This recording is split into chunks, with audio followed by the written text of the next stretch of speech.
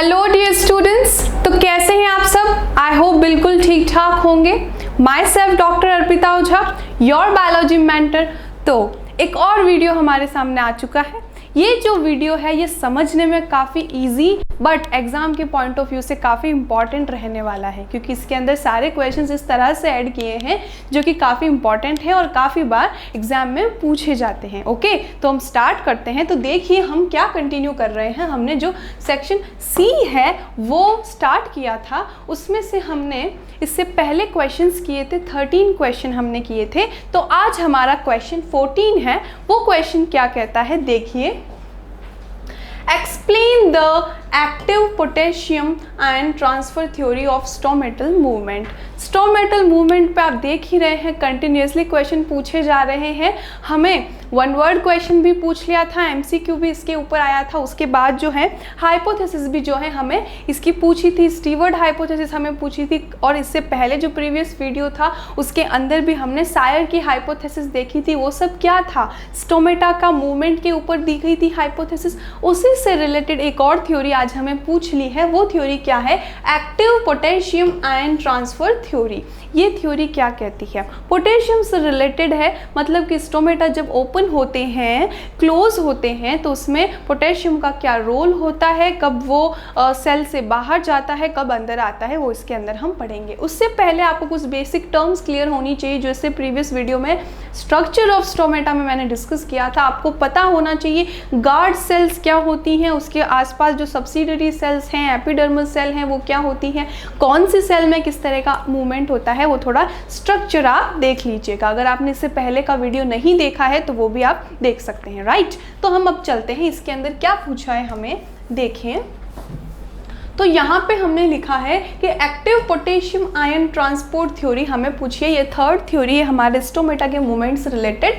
क्या कहती है ये theory, this theory was put forward bye, किसने इसको पुट किया था, इमामुरा फुजीनो। ये हमारे क्वेश्चन आया था, वन वर्ड क्वेश्चन हमें पूछा गया था, हमने वीडियोस में इसे डिस्कस किया था। तो जो इमामुरा एंड फुजीनो थे उन्होंने इस थ्योरी के बारे में दिया था। तो आप ये नोट डाउन कर लीजिए, इसको हाईलाइट करके रखेंगे हम, है ना। मॉडिफाइड बाय लेविट, लेविट ने इसको मॉडिफाई किया था, ये मैंने आपको उस टाइम भी क्लियर किया था, राइट। देखिए फिर क्या कहा इसने, according to this theory when leaf is exposed to light. इसका मतलब क्या है, जब लाइट आती है, लाइट का मतलब क्या, डे टाइम। तो डे टाइम में हमें क्या बताया है, जब भी डे टाइम होता है malic acid is formed in the guard cell. Guard cell क्या होती है, वो सेल जो रिस्पॉन्सिबल है स्टोमेटा के ओपन एंड क्लोज होने के लिए। तो उसके अंदर क्या होता है, मैलिक एसिड फॉर्म होता है, ठीक है। किससे फॉर्म होता है, तो यहाँ पर क्या होगा, स्टार्च होगा। आपको मैंने पहले बताया था स्टार्च जो है शुगर में कन्वर्ट होता है, वो हाइपोथेसिस आप पढ़ चुके हैं।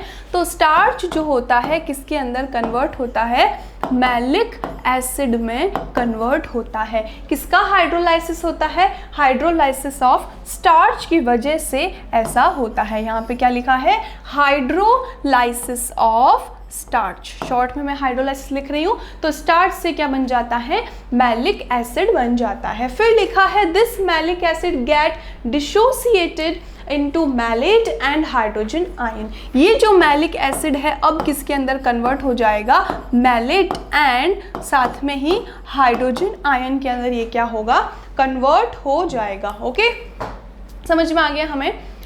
Potassium ion enter the guard cell from the nearby cell.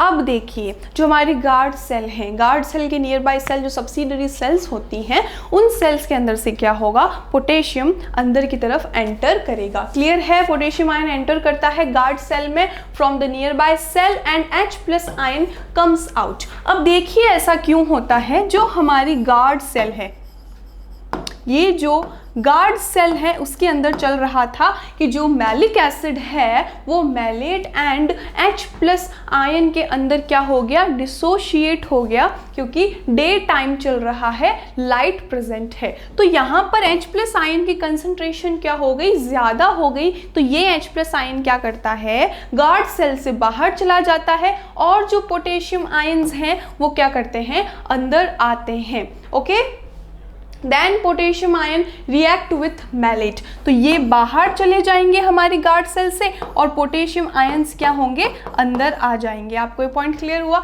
जब पोटेशियम आयन अंदर आएंगे किसके साथ रिएक्ट करेंगे, मैलेट के साथ रिएक्ट करते हैं and forming potassium malate, potassium malate बना देते हैं। ये दोनों क्या करते हैं, पोटेशियम मैलेट का फॉर्मेशन करते हैं। शॉर्ट में लिख रही हूँ मैं, आप ध्यान रखना साथ साथ में क्या चल रहा है। तो पोटेशियम मैलेट जो है उसका फॉर्मेशन हो जाता है इन द गार्ड सेल। किसके अंदर होता है, गार्ड सेल में होता है। उसकी वजह से क्या होगा, it increases the osmotic concentration of guard cell, guard cell का ऑस्मोटिक कंसंट्रेशन इंक्रीज हो जाएगा। क्लियर है आपको, अच्छे से बात समझ में आई ये? तो उसकी वजह से क्या है, hence the flow of water occur towards the guard cell। अब देखिए जब भी ऑस्मोटिक कंसंट्रेशन ज़्यादा होता है तो वाटर की क्या टेंडेंसी रहती है, जिधर भी वाटर कम है वो उधर ट्रांसफर हो जाता है। तो यहाँ पर क्या होता है, वाटर फ्लो होता है गार्ड सेल की तरफ एंड दे बिकम टर्जिड, और वो क्या होता है, फूल जाती हैं, टर्जिड हो जाती हैं। ओके, ये जो हाइपोथेसिस है देखो ये सारा का सारा पोटेशियम आयन के ट्रांसफर से बेस्ड है। उसकी वजह से ऑस्मोटिक कंसंट्रेशन में क्या चेंज हुआ है बता रही है। इससे पहले हमने जो सायर की और स्टीवर्ट की हाइपोथेसिस देखी थी वो किस पे होती है, फोटोसिंथेसिस पे बेस्ड होती हैं, CO2 पे बेस्ड होती हैं, concentration of starch and sugar पे बेस्ड होती हैं, ग्लूकोज की कंसंट्रेशन पर डिपेंड करती हैं। देन हम उसमें बताते हैं कब टर्जिड होगी कब फ्लैसिड होगी। ठीक है, टर्जिड होगी तो स्टोमेटा ओपन हो जाएंगे, जब फ्लैसिड होगी तो स्टोमेटा क्लोज हो जाएंगे। ये आपको बेसिक चीज़ पता होनी चाहिए। ओके समझ में आई आपको अच्छे से?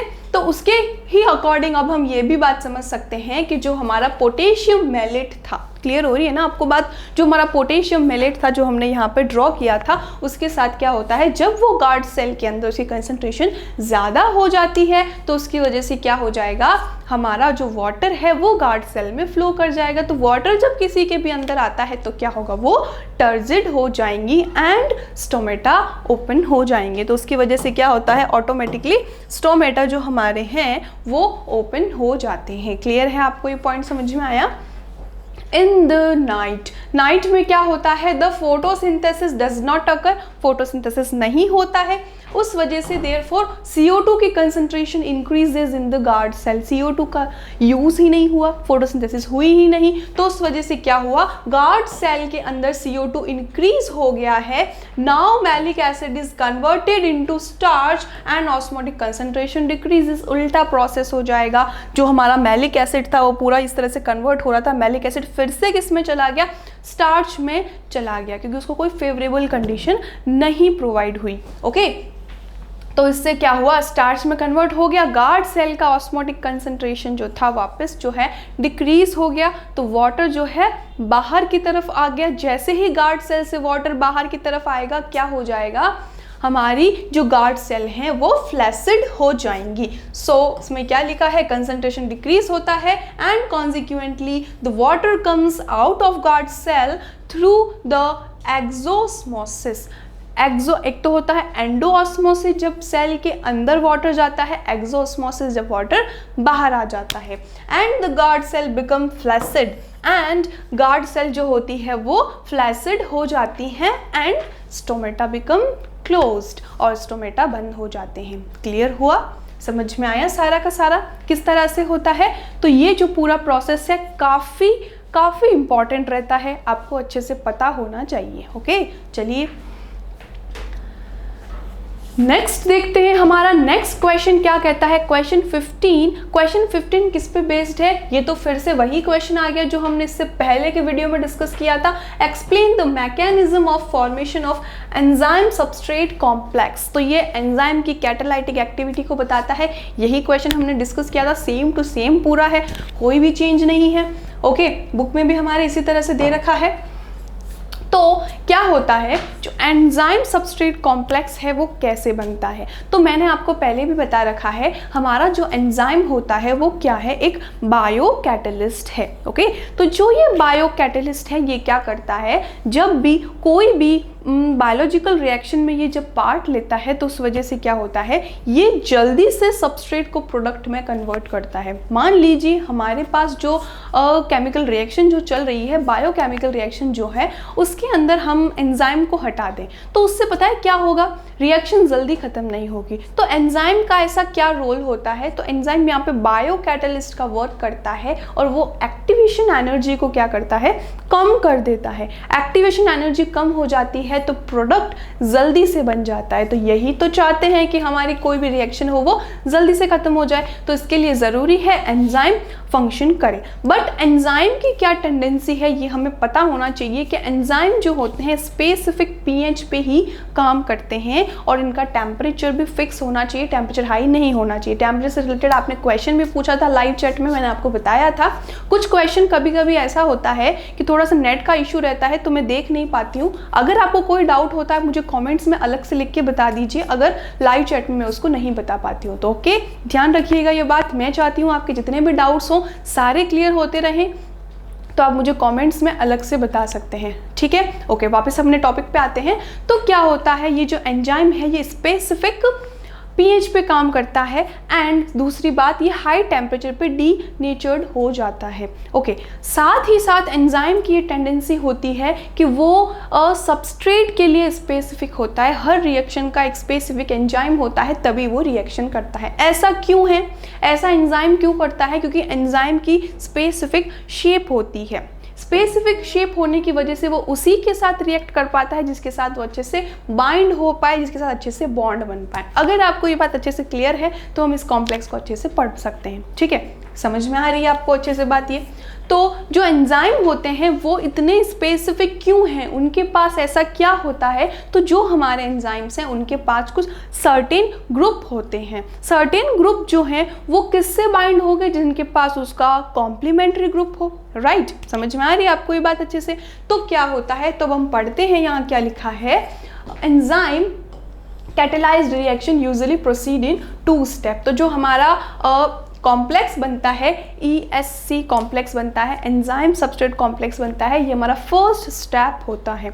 इस फर्स्ट स्टेप में क्या होता है, binding of the enzyme to the substrate to form activated complex. ये जो कॉम्प्लेक्स होता है ये एक्टिवेटेड कॉम्प्लेक्स होता है। तो देखिए ये एंजाइम है, सबस्ट्रेट है एंड एंजाइम सबस्ट्रेट कॉम्प्लेक्स बन गया।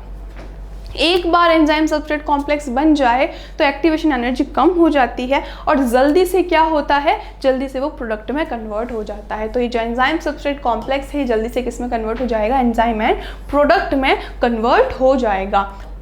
तो देखिए फिर इसके अंदर क्या लिखा है, लॉक एंड की मैकेनिज्म से हम इसको और अच्छे से पढ़ सकते हैं। अलग से भी क्वेश्चन आता है इसके ऊपर लॉक एंड की। तो लॉक एंड की मैकेनिज्म क्या कहती हैं, उसका मतलब ये होता है कि every enzyme has specific shape, उसकी स्पेसिफिक शेप होती है और उसके साथ वही रिएक्ट करता है जिसका क्या हो, सबस्ट्रेट का स्पेसिफिक शेप हो, ताकि वो उस पर अच्छे से फिट हो पाए और रिएक्शन हो पाए। हमने पहले भी ये सारा डिस्कस किया हुआ है। तो there are many cavities present in the surface of enzyme and these cavities are known as active centre. ये कैविटीज एक्टिव सेंटर्स कहलाती हैं। उसका रीज़न क्या है, इनके पास इतने सारे वैरायटी के ग्रुप प्रेजेंट होते हैं। तो अब आपके पास ग्रुप आ रहा है एमाइन, अगर आपके पास आ रहा है COH, कार्बोक्सिलिक एसिड का ग्रुप आ गया है आपके पास, तो ये किसके साथ बाइंड होंगे, फिर अगर एंजाइम के पास ऐसा ग्रुप है तो उसके कॉम्प्लीमेंट्री ग्रुप के साथ बाइंड होते हैं। तो कॉम्प्लीमेंट्री ग्रुप जिस सबस्ट्रेट के पास होगा वो उसी से बाइंड होगा। अब आपको क्लियर हो रहा है एंजाइम इतने स्पेसिफिक क्यों होते हैं। अलग से ये भी क्वेश्चन आपको पूछ ले एंजाइम सबस्ट्रेट स्पेसिफिक क्यों होते हैं, तो उसका रीज़न आप लिख सकते हैं, इनके पास एक्टिव सेंटर्स प्रेजेंट होते हैं, उस वजह से वो इतने स्पेसिफिक होते हैं, जल्दी से बॉन्ड बनाते हैं एंड रिएक्शन को आगे प्रोसीड करवाते हैं। Okay, these are actually the active centers on the surface of enzyme and the reactant molecules which have the complementary shape can fit into these cavities। उसकी वजह से क्या होता है, उन cavities में fit हो पाता है, a lot like key fitting into the lock। बिल्कुल, due to the active centers present on an activated complex it is also called as enzyme substrate complex, इसीलिए इसको हम क्या कहते हैं, एंजाइम सबस्ट्रेट कॉम्प्लेक्स कहते हैं। तो ये जो हमने यहाँ पे ड्रॉ किया है ये क्या है, एंजाइम सबस्ट्रेट कॉम्प्लेक्स है। क्लियर? ओके। तो नेक्स्ट क्वेश्चन देखिए हमारा क्वेश्चन 16 क्या कहता है, यहाँ पे लिखा है explain transpiration pull theory. Transpiration pull theory क्या है? अगर मैं इसे वन वर्ड में समझाऊं तो ये देखिए इसका मतलब क्या होता है, ट्रांसपिरेशन हो जाए, ट्रांसपिरेशन से वाटर का लॉस हो जाए, वाटर के लॉस की वजह से जो एक फोर्स लगता है रूट्स पे ताकि वो दूसरे वाटर को एब्जॉर्ब कर पाए, ताकि जो लॉस हुआ है उसकी भरपाई हो पाए, तो इसे हम क्या कहते हैं, ट्रांसपिरेशन पुल कहते हैं। ट्रांसपिरेशन पुल को इजीली समझें तो आप किस एग्जाम्पल से समझ सकते हैं, आपके पास कोई स्ट्रॉ है, आप स्ट्रॉ से क्या करते हैं, पानी को ऊपर की तरफ सक करते हैं। पानी ऊपर कैसे आता है, उसका रीज़न आप क्या बता सकते हैं, आपने ऊपर से पुल किया है उसे, तो वैसे ही होता है, ऊपर वाटर नहीं था, नीचे वाटर था और आपने ग्रेविटी के अगेंस्ट क्या कर लिया, ऊपर की तरफ उसको सक कर लिया। इसके अंदर कैपिलरी एक्शन का भी रोल होता है, कोहेजन एंड एडिशन फोर्सेस भी अप्लाइड होते हैं। आपको बेसिक चीज़ समझ में आई, तब आप ये भी समझ सकते हैं क्या कहती है ये थ्योरी। तो a transpiration pull could be simply defined as a biological process in which the force of pulling is produced inside the xylem tissue। xylem tissue का नाम क्यों लिया? ऑफ कोर्स वाटर का ट्रांसपोर्ट हो रहा है, तो वाटर के ट्रांसपोर्ट के लिए कौन रिस्पॉन्सिबल होते हैं, जाइलम टिश्यूज रिस्पॉन्सिबल होते हैं, जाइलम वेसल्स रिस्पॉन्सिबल होती हैं, राइट। तो उस वजह से क्या होता है, जो हमारा जाइलम टिश्यू है उसके अंदर एक फोर्स जनरेट होता है। This force helps in the upward movement of the water into the xylem. उसकी वजह से वाटर जो है क्या करता है, अपवर्ड डायरेक्शन में मूवमेंट करता है। In this process, loss of water in the form of vapor through the leaves are observed। तो क्या हुआ, लीव्स पर स्टोमेटा प्रेजेंट है, इन स्टोमेटा से क्या होता है, वाटर का वेपर फॉर्म में लॉस होता है। कहीं पर वाटर का लॉस हुआ है तो वो क्या करता है, जाइलम पे फोर्स जनरेट करता है और वहाँ से वाटर को सक किया जाता है। ओके, ठीक है। यहाँ पे फिर हम आगे पढ़ते हैं। This biological process is carried out in all higher plants and trees as their stems are surrounded by bundles of fine tubes which are made up of woody material known as xylem. जितने भी higher plants हैं उसमें बहुत सारी channels होती हैं tubes की। ये जो ट्यूब्स होती हैं, वुडी ट्यूब्स होती हैं, इनको हम क्या कहते हैं, जाइलम टिश्यू कहते हैं। ऑफ कोर्स ये क्या करती हैं, देन सक करती हैं। तो यही वो रीज़न है, काफ़ी बार अलग से क्वेश्चन फिर से पूछा जाता है कि ग्रेविटेशन के अगेंस्ट भी क्या हो रहा है, वाटर को ऊपर की तरफ ले जाया जा रहा है, उसका रीज़न क्या है। तो आप उसको, इस पॉइंट को अच्छे से उसमें मेंशन कर सकते हैं, ठीक है। फिर आगे क्या लिखा है, transpiration pull is also referred as a suction force. Of course ये सक्शन फोर्स है, and this force is used to draw the water in upward direction. Water को अपवर्ड डायरेक्शन में लेकर जाता है from the roots to the leaves. Of course root से leaf की side upward direction में ये मूवमेंट होता है। The amount of water received by the leaves are used for photosynthesis. अब क्या होता है, amount of water received by leaves are used for photosynthesis. पता चल गया, फोटोसिंथेसिस के लिए क्या करते हैं, वाटर को यूज्ड करते हैं, ठीक है। And the excess amount of water is released into the atmosphere in the form of vapour through the openings in the leaves called as stomata. अब आपको रियल कॉज समझ में आया, हुआ क्या था, लीव्स को फोटोसिंथेसिस करना था, उन्हें वाटर की नीड थी, उन्होंने वाटर ले लिया, एंड अब जो एक्सेस वाटर है उसका क्या किया जाए, तो स्टोमेटा के थ्रू उस एक्सेस वाटर को निकाल दिया गया। बट उस एक्सेस वाटर को निकालने से एक थोड़ा सा हेल्प और मिला, वो क्या था, एक सक्शन फोर्स जनरेट हो गया और उस फोर्स से अगला वाटर का चैनल बनता गया, right. Clear point, okay. Next question क्या कहता है, अब सुनिए, ये जो नेक्स्ट क्वेश्चन है ये मैंने स्विच कर दिया है। हुआ ये था, इससे प्रीवियस जो वीडियोस थे उसमें एक क्वेश्चन था टाइप्स ऑफ एंडोस्पर्म से रिलेटेड, वो सेक्शन सी का क्वेश्चन था, बट वहाँ पे वो क्वेश्चन पूछा गया था एजोला का। ओके, तो वहाँ पे वो क्वेश्चन हम पहले ही डिस्कस कर चुके हैं और एजोला वाला क्वेश्चन रह गया था, इसलिए ये क्वेश्चन मैंने यहाँ पर पुट कर दिया है। ओके, इसलिए इसका आंसर सिर्फ 1 और 2 लाइन्स में ही है, ये सेक्शन सी का क्वेश्चन नहीं है, ये सेक्शन बी का क्वेश्चन है। वहाँ पे एजोला जो था वो रह गया था, इसलिए मैंने यहाँ पे समझा दिया है। ओके, ताकि कोई भी क्वेश्चन मिस ना हो जाए, थोड़ा सा टाइपिंग मिस्टेक हो जाती है तो छोटी छोटी गड़बड़ हो जाती है। ठीक है, तो देखिए जो हमारा 17 है वो क्या है, what will be the effect of on rice production when azolla is used with Anabaena piñata. तो देखिए क्या होता है, यहाँ पे समझना ध्यान से। ये जो क्वेश्चन है ये क्या कहना चाहता है कि अगर हम राइस का प्रोडक्शन करवा रहे हैं और इसमें एजोला का यूज़ करते हैं, उसी के साथ हम क्या करें, एजोला के साथ एक और चीज़ करें, एजोला के साथ हमने ऐड कर दिया एनाबिना पिनाटा। एनाबिना पिनाटा का यूज़ करेंगे तो राइस प्रोडक्शन पे क्या इफेक्ट होगा। ठीक है, ये सिलेबस से शायद डिलीट कर दिया गया है, बट नॉलेजेबल क्वेश्चन है तो इससे कोई फर्क नहीं पड़ता, हम पढ़ेंगे फिर भी इसको। तो azolla is a bio fertiliser, azolla क्या होता है, बायो फर्टिलाइजर होता है, and it stabilise the nitrogen in the air. इसका क्या फंक्शन है, ये नाइट्रोजन को क्या करता है, स्टेबलाइज करता है। Clear point.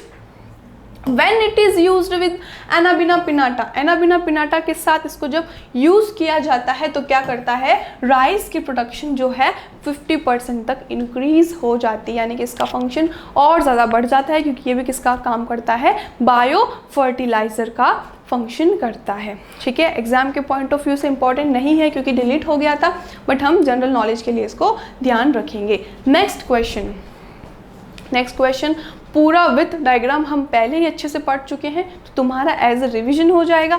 ठीक है, तो क्या क्वेश्चन कहता है, देखिए, what is the anther right it's type. Anther क्या होता है, तो एंथर क्या है, एंथर मेल रिप्रोडक्टिव पार्ट है हमारे प्लांट का, है ना। तो जो फ्लावर होता है उसके अंदर एंथर प्रेजेंट होता है, स्टेम का एक पार्ट है, तो इसके अंदर डेहिसेंस हो जाए, डेहिसेंस का मतलब खुल जाना। ठीक है, ताकि पोलन ग्रेन जो है बाहर की तरफ रिलीज हो सके। तो उसकी डेफिनेशन हमें पूछी है एंड उसके टाइप्स हमें पूछे हैं। तो क्या होता है anther dehiscence, the rupture of dry wall of anther is called as anther dehiscence. तो रप्चर हो जाए अगर एंथर, तो इसे हम क्या कहते हैं, एंथर डेहिसेंस कहते हैं।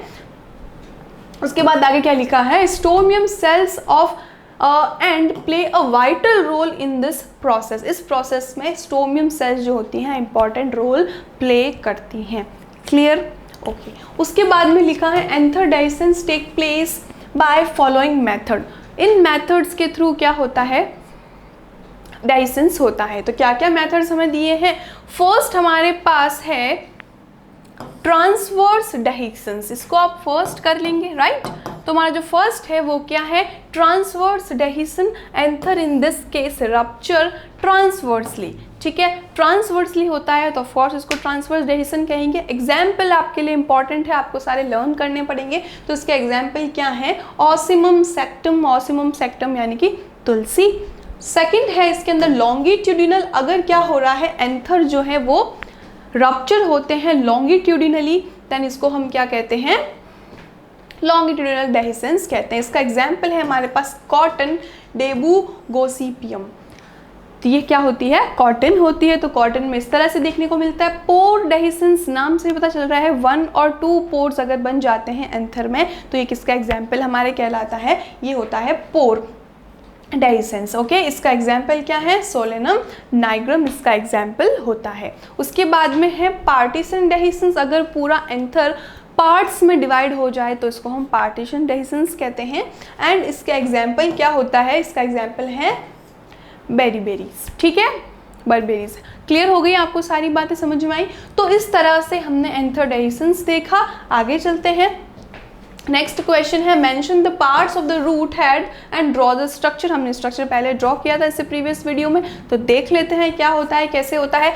तो यहाँ पे लिखा है root cap, root apex and region of elongation, root hair region and region of maturation. ये सारे पॉइंट्स इसके अंदर होते हैं। हम देखें एक एक करके इन पॉइंट्स को, तो किस तरह से होते हैं देखना। यहाँ ड्रॉ करते हैं हम, हमारे पास ये रूट है, ओके, रूट का हेड पार्ट है। इसमें यहाँ पर क्या प्रेजेंट होता है, रूट कैप प्रेजेंट होता है। ये क्या है, हमारा रूट कैप है। What's the function of root cap, root cap का क्या फंक्शन होता है, तो जब भी ये जो रूट हैं ये आगे ग्रो कर रही हैं सॉइल में, जब ये सॉइल में ग्रो करती हैं तो सॉइल की वजह से इसको फ्रिक्शन जनरेट होता है, फ्रिक्शन की वजह से इसकी जो टिप होती है वो डैमेज हो जाती है, तो रूट कैप जो है उसको प्रोटेक्शन प्रोवाइड करता है ताकि वो डैमेज से बचें। क्लियर, समझ में आई हमें ये बात अच्छे से। उसके बाद सेकंड है हमारे पास रूट एपेक्स, तो ये रहा रूट एपेक्स। रूट एपेक्स क्या करता है, कंटिन्यूसली जो रूट कैप है वो डैमेज होता जाएगा तो नए रूट कैप का फॉर्मेशन रूट एपेक्स जो है करता रहेगा। क्लियर हो रही है आपको बात, समझ में आई। तो हम इसके फंक्शन भी साथ साथ पढ़ लेते हैं। क्या था रूट कैप का, this is the terminal part of root, it provide protective covering for the developing apex of the root, जो हमारा डेवलपिंग एपेक्स है इसको प्रोटेक्शन प्रोवाइड करता है। रूट एपेक्स, रूट एपेक्स क्या कहता है, this is the sub terminal zone of the root. Terminal तो रूट कैप हो गया, सब टर्मिनल जोन है ये हमारे रूट का। And its cells are meristematic in nature, meristematic होती हैं ये सेल्स, टिश्यू का टाइप है। This is called in of cell division, यहाँ पर बहुत ज़्यादा क्या होता है, सेल डिवीजन होता है। और उसके बाद this zone is responsible for root growth, root की ग्रोथ हो रही है, सेल जो है कंटिन्यूसली डिवाइड होती जा रही है तो रूट्स की ग्रोथ होगी। तो किसके लिए कौन रिस्पॉन्सिबल है, रूट एपेक्स है। उसके बाद region of elongation, this zone is situated above the meristematic region where the growth and the length of root take place. Okay, तो हम देखें इलोंगेशन रीजन कहाँ होता है, ये रहा हमारा इलोंगेशन रीजन। रूट की लेंथ जो है वो कंटिन्यूसली इसके अंदर इंक्रीज करती हैं। पॉइंट क्लियर हो रहा है आपको। इसके बाद में हमारा यहाँ पर हम क्या ड्रॉ करते हैं, रूट हेयर्स। क्या ड्रॉ हुआ, रूट हेयर्स। रूट हेयर्स जो होते हैं हेयर लाइक स्ट्रक्चर होते हैं, थिन स्ट्रक्चर्स होते हैं जिसके अंदर क्या होते हैं, पोर्स प्रेजेंट होते हैं और इस पोर से क्या करते हैं, वो वाटर को एब्जॉर्ब करते हैं। Clear, okay. तो रूट हेयर्स भी हमें समझ में आ गया, वहाँ से क्या होता है, वाटर का एब्जॉर्प्शन हमें देखने को मिलता है। तो root hair region, this zone is situated above the zone of cell elongation and it bears hair like structures, hair like outgrowth of epiblema cells called root hairs. ठीक है, इसमें छोटी छोटी हेयर लाइक स्ट्रक्चर होती हैं, epiblema cell से निकलती हैं वो स्ट्रक्चर, तो इसको हम क्या कहते हैं, रूट हेयर कहते हैं, जो वाटर एब्जॉर्प्शन के लिए, मिनरल एब्जॉर्प्शन के लिए क्या होती हैं, रिस्पॉन्सिबल होती हैं। Maximum absorption of the water take place by this region. Last में आता है region of maturation, this is the mature part of the root and there is less absorption of water due to lignification and इसके अंदर क्या होता है, suberin का deposition हो जाता है, उस वजह से ये एब्जॉर्प्शन कम करते हैं। देख लेते हैं ये वाला रीज़न, लास्ट है हमारा मैच्योरेशन रीज़न है। तो ये जो हमारा मैच्योरेशन रीज़न होता है यहाँ पर प्रेजेंट होता है, रूट हेयर रीज़न के जस्ट ऊपर होता है। लिग्निफिकेशन हो जाता है तो ये वाटर का एब्जॉर्प्शन नहीं करता है, काफ़ी हार्ड होता है और रूट को स्ट्रेंथ प्रोवाइड करने का फंक्शन ये करता है। ओके, तो इस तरह से हमारे सारे के सारे क्वेश्चंस जो हैं हमने कंप्लीट कर लिए हैं। आज का वीडियो सिर्फ इतना ही रहेगा, तो अगर आपको कोई डाउट है तो आप मुझे बता सकते हैं।